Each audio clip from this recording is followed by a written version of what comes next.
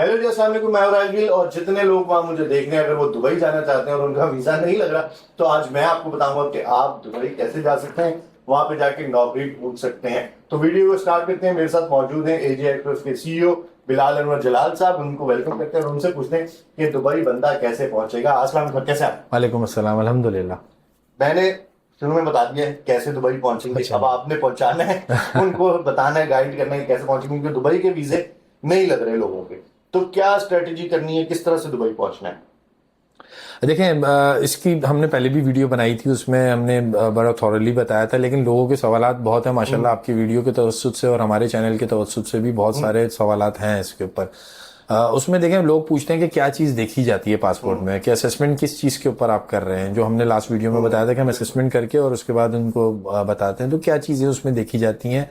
ये असल एक सवाल था जो ज़्यादातर लोगों ने किया। उसमें देखें, सबसे पहले तो आपकी जो पासपोर्ट का फर्स्ट पेज होता है, डाटा पेज जिसको कहते हैं, जिसमें तस्वीर आपकी मौजूद होती है और डिटेल्स होती हैं, उस पेज के ऊपर ही आपका वीज़ा लगना है और उस पेज के यानी बिहाफ पे आपका वीज़ा लगेगा।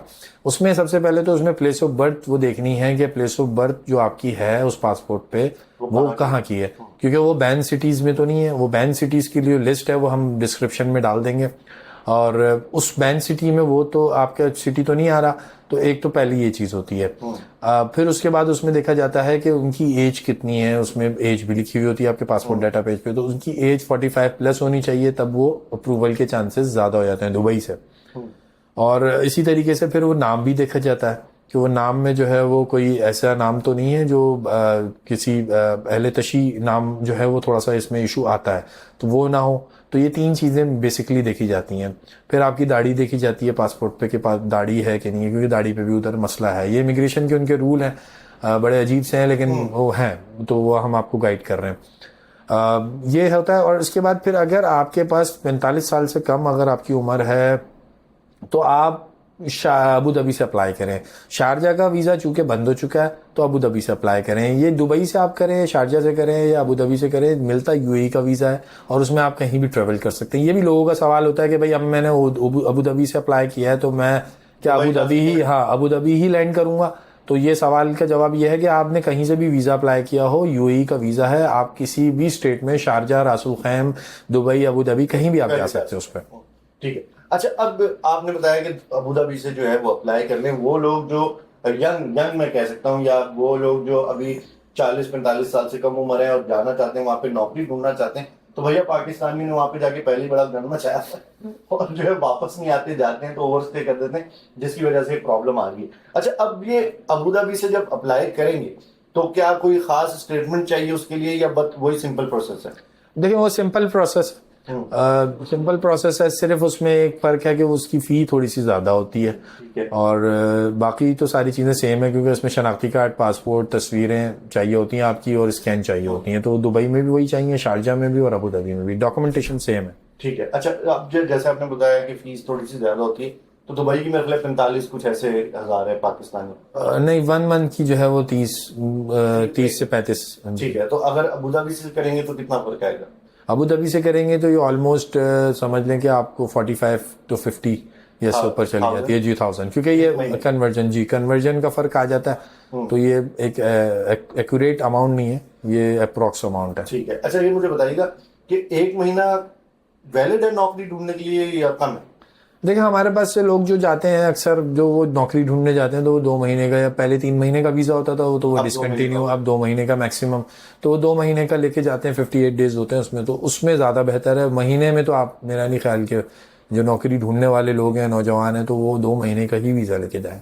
ठीक है। अच्छा, जाने से पहले मैं एक चीज लास्ट आपसे पूछना चाहता हूँ कि अब जो टिकट्स के अंदर टैक्सेस लगे हैं, तो टिकट में कितना फर्क आ गया, प्राइस कितनी ऊपर चली गई? देखें, आरजी टैक्स है और गवर्नमेंट की तरफ से लगा है। ये आपके जो टिकटिंग, हमारा जो टिकटिंग जो सॉफ्टवेयर है, जो जिसपे हम काम करते हैं, जो तो उस पे जो है वो ऑटोमेटिकली इन्होंने लगा दिए हैं, जो कि 12,500 रुपए है। यानी लेट सपोज अगर टिकट आ रही थी 50,000 रुपए की, तो वो तो 62,500 की। अच्छा, इसमें ये जो है वो सिर्फ इकॉनमी के लिए है। जो बिजनेस क्लास है उसका तकरीबन 1 लाख से ज़्यादा का टैक्स है, तो ये इकॉनमी का टैक्स है। तो ये हर टिकट पे अब ऑलरेडी लग के आ रहा है, जो हम फेयर देते हैं अपने क्लाइंट्स को, और जो ऑनलाइन भी आप जाके देखते हैं, जो हमारे क्लाइंट्स देखते हैं, तो उसमें भी वो टैक्स लगा हुआ होता है, इंक्लूड होता है। ठीक है। आप ये देखें भैया, आप इकोनॉमी में जाए या बिजनेस क्लास में जाए, दोनों जो सीटें हैं जिस पे आप बैठेंगे वो उधर ही पहुंचेंगी। कम पैसों में चले जाए। अच्छा, जाने से पहले लास्ट सवाल कि कितने चांसेस हैं कि अबू धाबी से भी अगर अप्लाई करें तो वीजा लग जाएगा? देखें 50% केसेस जो है ना वो लग रहे हैं, 50% लग रहे हैं उसमें। और ये टोटली डिपेंड करता है उनके ऊपर। ये ना किसी एजेंट की जो है वो ट्रैवल एजेंट की, पाकिस्तान में किसी ट्रैवल एजेंट का कोई कमाल नहीं है इसमें, कोई वहां पे दुबई में बैठा हुआ कोई बंदे का कोई कमाल नहीं है। लोग अक्सर सवाल पूछते हैं अगर हम दुबई में किसी रिश्तेदार के थ्रू वहां से करवाएं वीजा तो उसका क्या होगा? तो सेम उसका रिजल्ट आएगा, क्योंकि इमिग्रेशन एक ही है। तो आप कहीं से भी अप्लाई करें, किसी भी एजेंट से करें, किसी का भी कोई वो नहीं है। हाँ, ये जरूर है कि आपका एजेंट आपको जरूर गाइड करे, क्योंकि अभी हमारे क्लाइंट थे, उनको किसी ने वीजा दिया मदर के साथ, तो वो मदर के साथ उन्होंने अप्लाई किया और ट्रैवल उन्होंने अकेले किया। उनको वहां पे पकड़ लिया कि आपने जब फैमिली वीजा लिया था तो आप अकेले कैसे इंडिविजुअल ट्रैवल कर सकते हैं। तो ये चीजें ना करें, ये ट्रैवल एजेंट का काम है आपको गाइड करना। आम आदमी को नहीं पता होता, ट्रैवलर को नहीं पता होता ये चीजें। तो ऐसे ट्रैवल एजेंट के साथ और ऐसे कंसल्टेंट के साथ आप राब्ता करें जो आपको गाइड करे पहले से ही। तो इसका बस ख्याल रखना आपने। ठीक है, thank you so much Bilal साहब इतनी सारी इंफॉर्मेशन शेयर करने के लिए। और उम्मीद करते हैं जितने लोग मुझे वहां देख रहे हैं उनकी बात समझ में आ गई होगी कि दुबई आपने कैसे जाना है और वहां का वीजा कैसे मिलेगा। तो उम्मीद करते हैं कि वीडियो जरूर आपको फायदा पहुंचाएगी। जाने से पहले अगर आप वीजा लगवाना चाहते हैं तो आप एजे एक्सप्रेस से कांटेक्ट कर सकते हैं, डिस्क्रिप्शन में मैंने नंबर डाल दिया है। और आप चैनल को लाइक करें, सब्सक्राइब करें, शेयर करें। मैं हूं राजदीप।